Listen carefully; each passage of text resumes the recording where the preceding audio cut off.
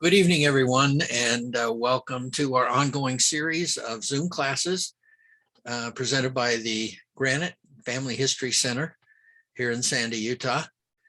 And tonight we have a really great opportunity to hear from Bob Taylor, the co-founder, founder, and the brains behind the Family History Guide. And not only that, he's a really great guy and a great friend. And tonight, he is going to take us on a little bit different trip and talk about some things that maybe you didn't know about before. We call it tips and tricks. And Bob currently lives in Oregon, where he spends all of his days surfing and running on the beach and just having a wonderful time in his baggies and t-shirt and gold chain and flip-flops and whatnot. But you're really going to enjoy this section. And if you're using the Family History Guide, and even if you're not, you need to go over there and start taking a look at it. This will be very, very helpful for you. So we're going to turn the time over to Bob. A couple of things. First of all, if you have questions, we will take those questions. You can either put them in the chat, and then we'll get to them at the end of the presentation. That's probably the best way, or just bring them up live at the end of the presentation. This class is being recorded, and it will be available for you to view 24/7, 365 on the website, www.granitefhc.com, and I'll post that over in the chat for you to refer to, and feel free to use it in your own situation, whether you're teaching classes in a church or in a public library or some other setting. Feel free to go to the website and use the videos that are already there on the website to help you. And of course, you can always go to the Family History Guide, which Bob will explain and tell you quite a bit more about that. So we'll turn the time now over to Bob Taylor and tips and tricks for the Family History Guide. Great. Thank you very much, Bob Ives. It's a pleasure still working with him. We've been together working on this project since 2015, and it's been a lot of fun. So this evening, first of all, we'll start off with a little bit about the Family History Guide. I'm assuming that you have been to the website and are basically familiar with it, but as a review, Family History Guide has free access, so you don't need a subscription. There are no ads on the website, so that's kind of reminiscent of the Family Search website. It launched in July 2015 at the BYU Family History Conference. We have had visitors from over 150 countries to the Family History Guide website. It has been used as a training method in family history libraries, including the one downtown, and different family history centers. I also might mention that it's in the portal at family history centers worldwide. So if you look in the resources under the portal, you'll see the Family History Guide listed there. And you can think of the Family History Guide as a hub for learning, research, and activities for family history. Okay, so one thing that people sometimes ask us is, what's the difference between like the Family History Guide and Family Search and Cindy's List and things like that? So I put this brief slide together just for a side-by-side comparison. First of all, Cindy's List is like a giant yellow pages. It has over 300,000 website links. So in our vernacular, we would say that is humongous. It's very large, but it doesn't have much in the way of articles, videos, and that type of thing. Family Search, as you're familiar with, has a wiki and it has a help center. So the information is kind of split between those two repositories. There are also website links. There are links to articles from the wiki and a few others that are contained inside the Family Search wiki itself. A lot of help center articles to help you learn Family Search, and links to videos, and these are mostly Family Search and RootsTech videos. Okay, so if Cindy's list is humongous, Family Search is really big. And then we're just going to go to the large version, the Family History Guide.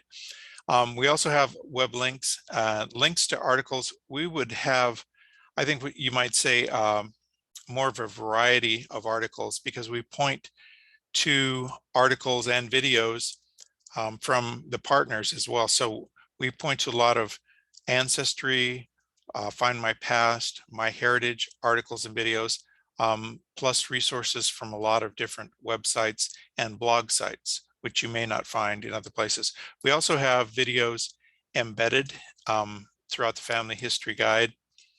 And one of the main differences is that we have a complete learning system. So we have a structure that's built on projects, goals, and choices. And you can actually learn about that more in the intro menu. If you go to the intro menu and click Learning System, it explains it all in detail for you. We also have an online tracker, which is a secure database that helps you monitor your learning progress. And we have quite a few training resources that are built into the Family History Guide. So that gives you kind of a column by column or side by side approach to the similarities and differences between these sites. So here's a summary of what we'll be covering this evening. What's new in the Family History Guide, finding what you need, hidden gems, tools, and the vault. Those are the 5 categories. Almost sounds like Jeopardy. I'll take hidden gems for 200, Alex. No, not really. We'll just talk about those one at a time. Okay, so first of all, the homepage. And you may have noticed that we have some new things on the homepage. It's been a redesign. So in this redesign, we have actually a little bit less text to read. It's a bit simplified. There's one path to get started here. So in the past, a few people have commented that when they got onto the Family History Guide, they weren't quite sure of what to do first. So we're trying to funnel that direction into the Get Started page or section there. It's a smaller picture and a 2-column format. And then you've got a menu reminder down here. You can go to Get Started, or you can select a menu item at the top of the page. Some people may want to just jump in and use the menus. Other people want to go to the Get Started page there. Okay, so this is what the Get Started page looks like basically. We have a first steps section, learn and explore, activities and more. And each of these have pointers to, hey, you can also use the menu for the drop-down issues there. Okay, so next up is search, and I will go out to the website and show how this works. So the search button here, this magnifying glass, is up in the header area, the top area of the website on each page. It does an internal Google search. It doesn't go out to external websites, just it searches just inside the Family History Guide. And you can also use Control F, and I'll show how that's done. So we're going to switch over here to the website and get rid of Zoom here. And here's the website, and here's the magnifying glass icon that I talked about. And when you click it, you get a search box here, and I can type in a topic and immediately go to a list of things that relate to that topic. And you can click and go directly to the page that has information about what you're looking for there. So if you're not sure of where something might be located in the Family History Guide, using the search button is a good option for that. I can clear that. Okay, so let's go, for example, to United States page. And let's suppose I was looking for the public records index and I wasn't quite sure where that was. You could check and see if it's on this page by simply doing a Control F, and you see it coming up in the upper left here. And I can type in public without the space. And here we go. Here's the public records index. So for some of these pages that are longer, using Control F is a good way to find keywords or information right off the bat. Okay. Topics. We have a number of places where you can find out where the topics are in the Family History Guide, the intro menu, and there's some other possibilities here that I will demonstrate. So let's go to the intro menu and topics near the bottom. Here you can see an alphabetical list, kind of like the old yellow pages. So if you're looking for editing information in Family Tree, Ancestry, you can click that and just pretty much find whatever you need to in that list there. Okay, another thing you can do, I'm going to go back to United States page here. And one thing to point out with the Family History Guide is there are projects that you can see in the drop-down menu here. There are goals across the top, and then there are choices, and that's a pretty familiar thing. The entire Family History Guide is based on that structure. However, inside the choices, one of the ways that we've extended choices without making them appear too long is that we've introduced these subtopics. And you can see here in kind of a larger font type, we have a subtopic of record basics. And we have record information. And then you get on to choice number B. So sometimes you may see that as an alternative, something that you can look for. Okay, another thing that helps you discern information right off the bat are these semi-bold headings. So you can see here, introduction, anything that falls in this area here, it has to do with an introduction to record basics. And anything in this bold heading, it is talking about original records. And here we have evaluating information. So this is another way of kind of psychologically providing another way of categorizing and sorting the information so that it's easier to see, and worksheets and so forth. All right, let's go back to topics. So how do you sense or find where topics are in the Family History Guide? As we mentioned before, you can use the search tool, but this this approach of shared and hybrid topics is important to understand. We'll take as an example project 4 for family search. When you go to, and I will go there in just a minute, when you go to these different, we call them learning paths, Family Search, Ancestry, MyHeritage, and Find My Past. The reason that these were designed this way is that you can, if you want to concentrate on a particular path, you can stay pretty much there. For instance, if I were only interested in Ancestry, I could stay within this path and not worry that I was missing much by not going into the Family Search path. The way that we do that is we share topics across those in particular spots. So we'll demonstrate some shared topics here in Family Search Project 4 Discover, which is the research project. So when I go here, the goals across the top, you can see the first 3 here, and then you have FS. That means that this particular goal has Family Search specific information, as this one does too, and number 9 here does, but the rest of them are shared across Ancestry, MyHeritage, and Find My Past. So here we have Get Organized for Research with some subtopics and so forth. So if I were to go to Ancestry Project 4, you notice we see those same shared goals there. Get organized, learn the basics, form a strategy. And here we have Ancestry specific topics. So how do you analyze search results in Ancestry? Here's all the tips and screenshots and so forth. So hopefully that gives you a sense of shared topics.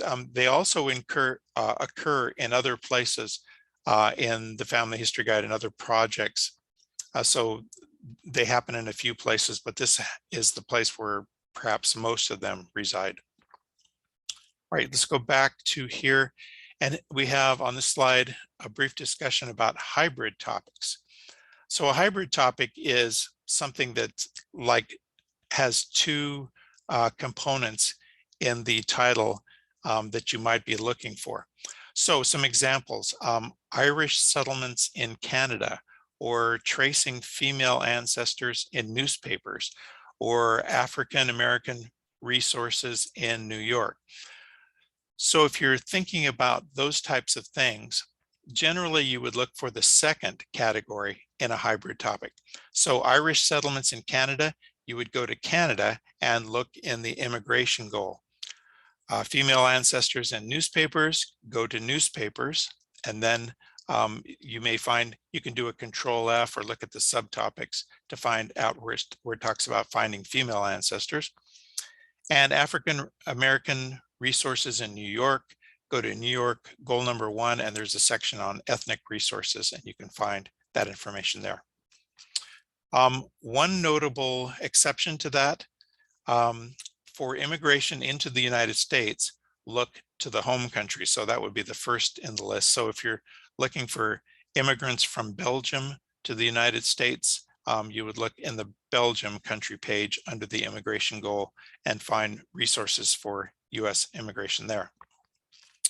One more thing to note is if you're looking for a topic that is pretty generic, for example, you just want to learn about newspapers generally, not so much about a particular country, but you just want to learn about doing research with newspapers, then you would find that information in the United States country page, as also generic information for vital records, land and property, military, and so forth.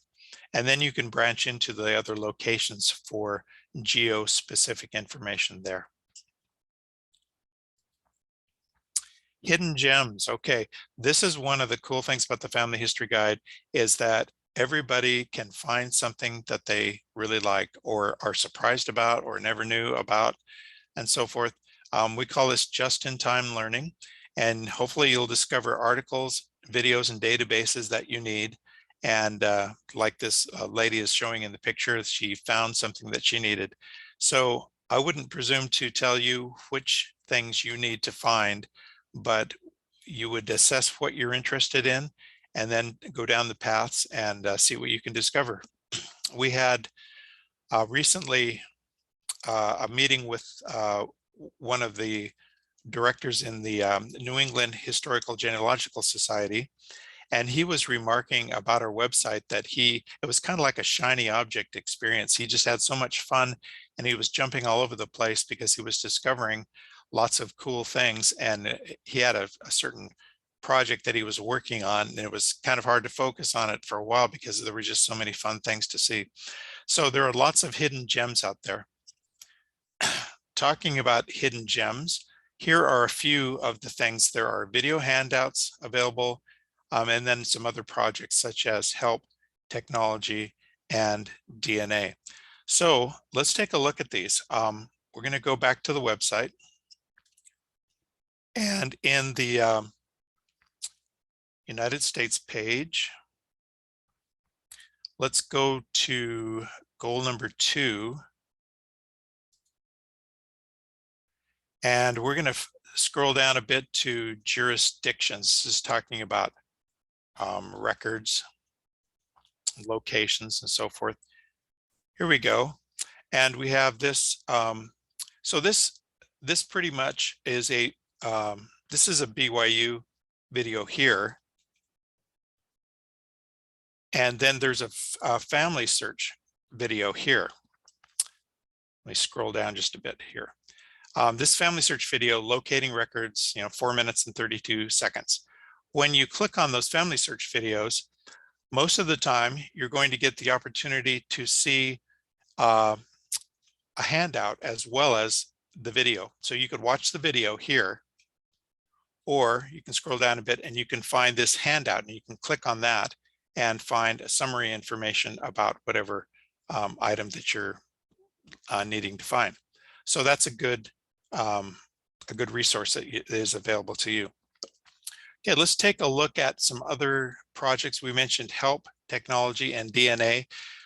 Sometimes these projects get overlooked in the Family History Guide, but just a few items. Here in the goal list, there is a Get Help goal. finding resources, a goal about genealogical societies. This goal about collaboration is a great one. How do you share your family history efforts? How do you work with others on family history? How do you help someone else or publish a family history? Those are all great things to know and explore there. Technology. So first of all, this runs you through different apps for PC, Mac, or even Google apps, such as Google Sheets, Google Slides, Docs, Gmail, that type of thing. You can also learn social media tools, whether that be Pinterest, Facebook, Instagram, or whatever, and how to use social media once you've learned it, and how to get started using different types of genealogy software that you might be interested in. Okay, and then the DNA project. This is worth mentioning because Family Search, of course, does not have a DNA kit. It doesn't do its own testing. So the information here in this project is more generic. We've got basic genetics, learn about DNA testing. This particular goal is shared across the Ancestry and MyHeritage DNA, and even Find My Past DNA projects. So you can get a good idea of what is contained there. But when we go over to Ancestry and we go to their DNA project, then you've got more of the specifics to Ancestry. So DNA matching.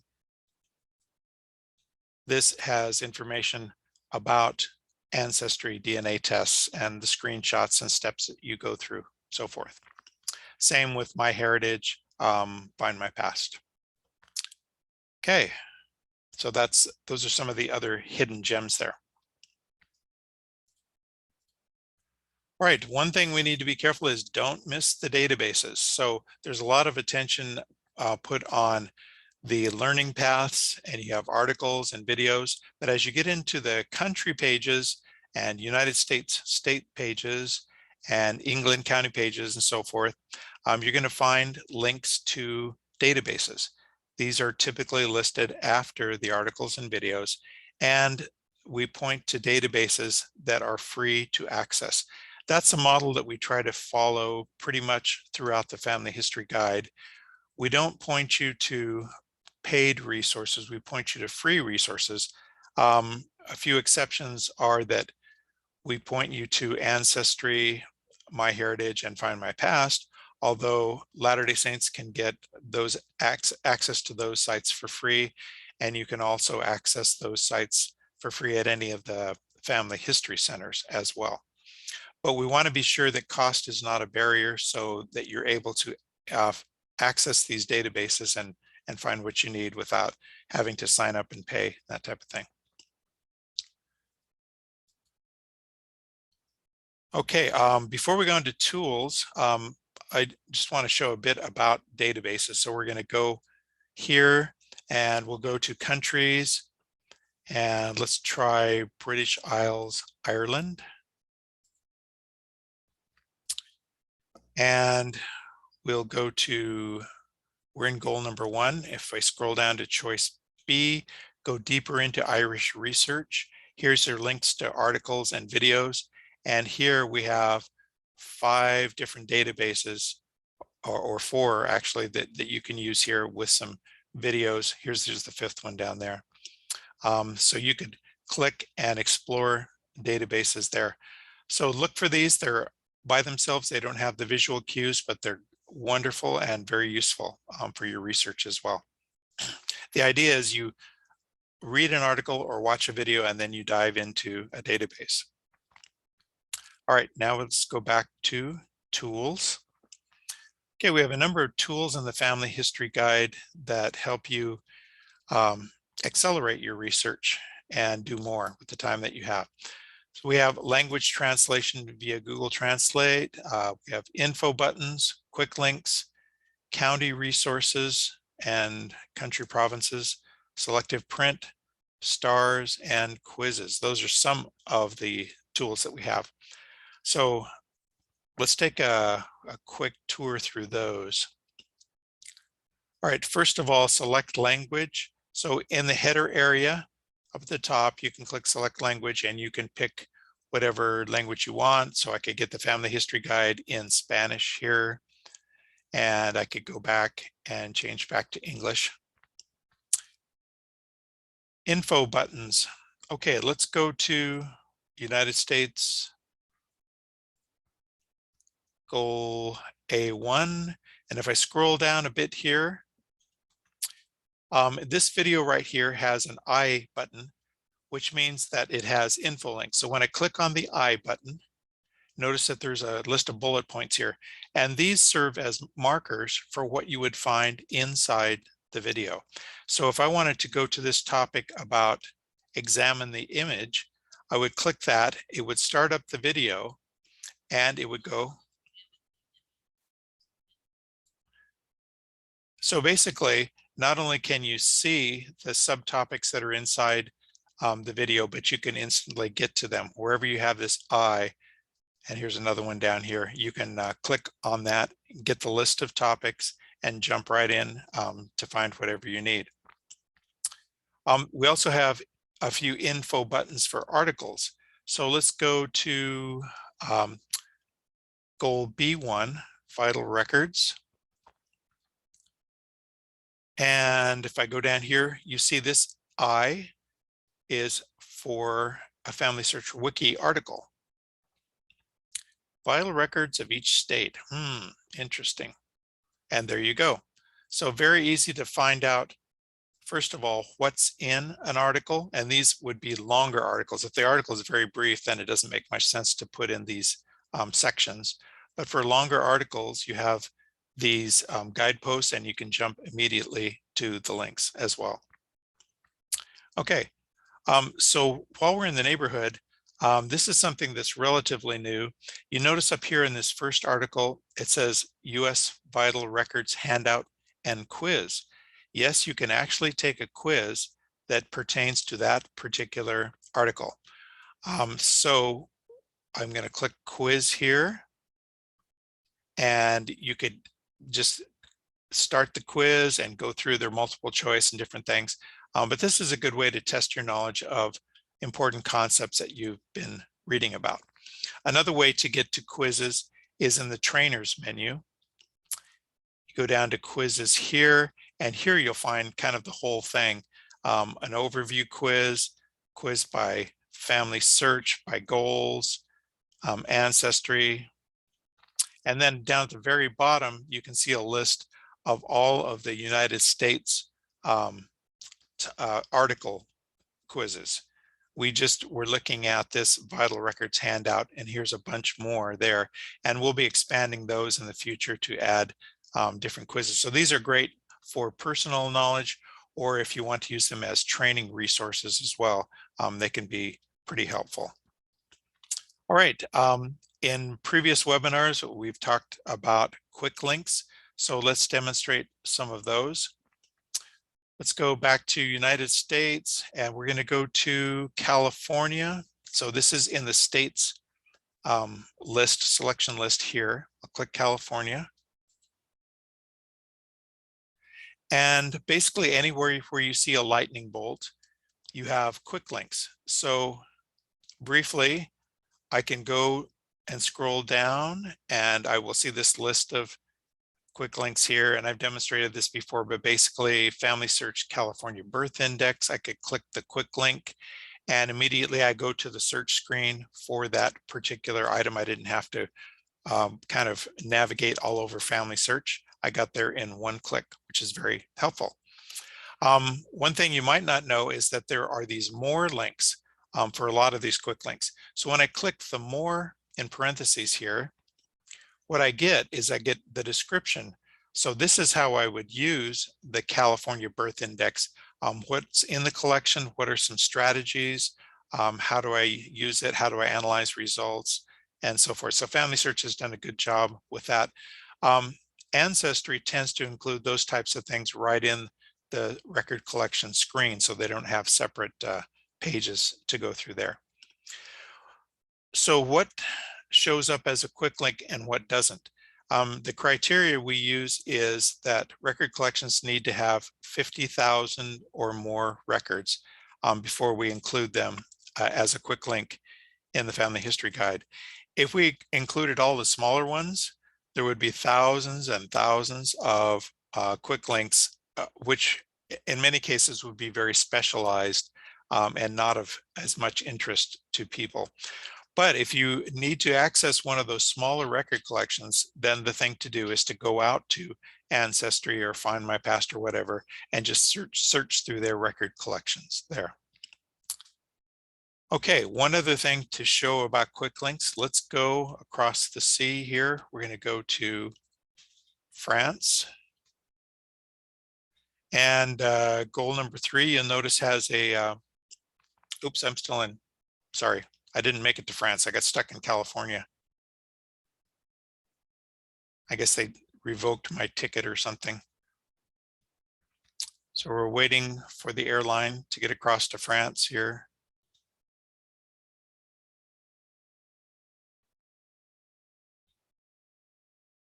Yeah, that's the thing about airports. There's always delays. Internet issue. Yeah, every once in a while that happens. Let's see if we can do that again, see if we get better results. Okay, I'm not sure why that's happening, but anyway, to let you know what's going on there, here we go. So we go to goal number 3, silver registration. And as we go down to the quick links, you'll see that we have some that apply to the entire country of France.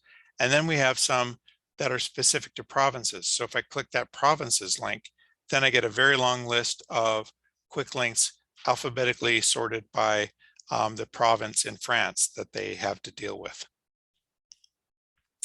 Okay, another tool that we have is research in counties. So if I go, let's say, back to California, I can click this link here that says CA counties, and then I get a list of all the different counties. And you have the name of the county is for the family search page, A for Ancestry, L for Linkpendium, G is Genealogy Inc., U is US GenWeb, and if there's a Facebook page available, you can click that and go to the county Facebook page as well. Linkpendium is one of my favorites, so I would recommend spending some time once you narrow down the county that you want to get to, that you spend some time with Linkpendium going over the links there, because there are quite a few good ones there. All right, selective print is another popular tool. Sometimes we get asked if there is a printed version of the family history guide, and the answer to that is no, there's not, because it would be too large and too difficult to maintain. But we do have a selective print feature. So up in the header on each page, you can click that and you get a print friendly page that generates, and nice picture, except I don't know if I want to print that out and waste all that ink. So when I click on it, it disappears. And then I can click other things and make them temporarily disappear.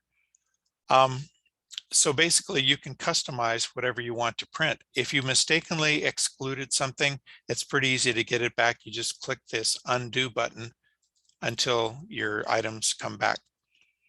You can print to paper or to PDF, and you can scale and so forth. So it's a pretty handy tool to use there. That's selective print. Okay, stars. So first of all, I'm going to log into the online tracker. And the online tracker, if you have not logged into it, you'll need to create a free account so that you have your username and password set up. This is the only place in the family history guide that actually requires a username and password. Everything else is just immediate free access. So I'm in the online project tracker, and here are all the different goals and so forth. So I could go to project number 1, family tree, and I could type in notes. I could move slider bars to let me know if I'm not started, good, or proficient. Okay, So one of the things that may not be that obvious is up here in the top, there is a stars button. So if I'm wondering how many articles and videos in the Family History Guide have I read or watched, and which are they? You can actually click that stars button and you get a list of them with links to them, dates of access and so forth. So this is just a sample. I've actually read and watched more than this, but these are the ones that I've indicated that need to be captured in this report. So your next question is probably, okay, how do you designate something as read or watched in the Family History Guide? Once you've logged into the online tracker, you can go back to any of the projects. I'm just going to pick Family Search Project 1 here. And notice these stars here. Some of them are darkened in and some of them are not.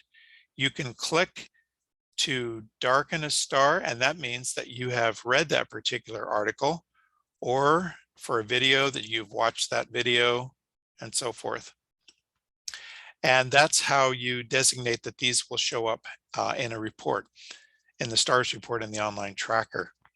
So this has two uses. One, you can see things at a glance here, or you can see a full-blown report in the tracker. This has kind of two uses that you can make use of. First of all, it helps you see at a glance what you've read and what you've watched, but you can also use these stars if you're delivering a training class and you're working with a particular choice. You can use these stars to indicate which resources you want to emphasize in the class. So it's just a handy way of taking notes that way and designated what you want to get to next. All right, and the last thing that we're going to talk about in this session is the vault. So I will go over here. Oh, actually, I think I have some more information. Here we go. There's a legend, there's link information, we have main links and return links, and content rotation. So let's talk about that. Vault, here's the vault across the top. I'm going to go to the main page here.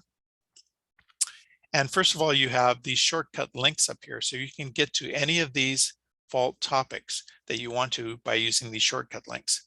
So what's in the vault? The vault basically has links to articles and videos that are not considered the primary ones. They're considered more secondary resources to use. You'll notice in the Family History Guide, we never have more than one or two links to articles and videos per step, and that's intentional because we don't want to overwhelm people with too much information. But if you're really interested in a deep dive, you can use the vault to find a lot more resources, information you might be interested in. So you can go immediately to a topic, for instance, interviews. Click there and here's a bunch of articles, stories, storytelling. Some of these have subtopics rather, descendants, and any of these things. There's also country and research specific items. Let's talk about the links first of all. So we've recently added these dates. So you see this 2022 Roots Tech, and then we go by descending order. So you find the older ones after this down to 2013, and then we start the sort order over for articles. And if we don't have a year by it, that means that it was hard or impossible to determine when it was created. And so those are placed at the end, the ones without the dates. For videos, the timing is included inside parentheses. And then of course you have this legend. Let's go back up to the top here. And you can see the legend. AA is American Ancestors, AC Ancestry, and it gives you blow by blow description of what each of the abbreviations are there. Okay, we're going to go back to interviews, and you notice this word main here. So underneath, if I click this main link, then I'm going to go to the main part of the Family History Guide that talks about interviews. This will be in Project 2 Memories for Family Search. So here we are, interview living relatives. So here are the articles that are deemed primary and videos and so forth. And then you can easily get back to the vault where you were by clicking this black vault button near the top of the goal. And so that's where we were. So it's an easy way to switch back and forth between the main and the return points in the vault. Content rotations. From time to time, we will be moving items from the vault into the main area. Sometimes an article may go dormant, or it may get pulled off of the particular website where it was being hosted. So we'll need to make adjustments. And so sometimes we move articles from the vault into the main portion and so forth. So occasionally these things will change. Plus, we're always adding new resources into the vault, and it has been expanding. There's close to 1,500 entries in the vault now. There's quite a few items there. All right, so that is tips and tricks for the Family History Guide. We hope that you enjoy it, and a few more slides to show here. Keep on keeping on exploring. There's lots to see in the Family History Guide. Don't try to see it all at once, of course, but on a regular basis, if you just spend 5, 10, 15 minutes at a time, you can find some new things, raise your family history IQ, and enjoy it all at the same time. And here we have, here's the link to the website. And in the social media menu, we have a YouTube channel, Facebook page, Pinterest, blogs that come out each Monday morning, 3 of them, and a Twitter page as well. If you like the Family History Guide, be sure to share it with others. We're amazed at how many people do know about it and how many people don't. So we can use all of the free publicity that we can get. Thanks, and I'll turn it back over to Bob Ives, and we can do Q&A. Great. Thanks, Bob. Any questions? I was just going to say that if you are Amazon shoppers and go to Amazon Smile, you can donate to Family History Guide.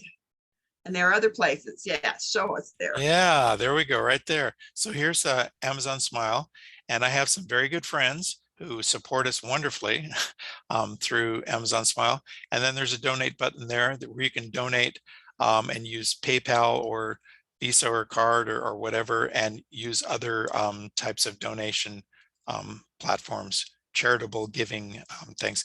Notice that each donation you give to us is towards it's tax deductible because we are a 501c3 charitable organization. Bob Ives, did you want to say anything about donations? Yeah, please donate it. Okay. Yeah. See. Yeah, we exist completely on public and private donations. So that really helps us out when you do. Doesn't matter the size of the donation either.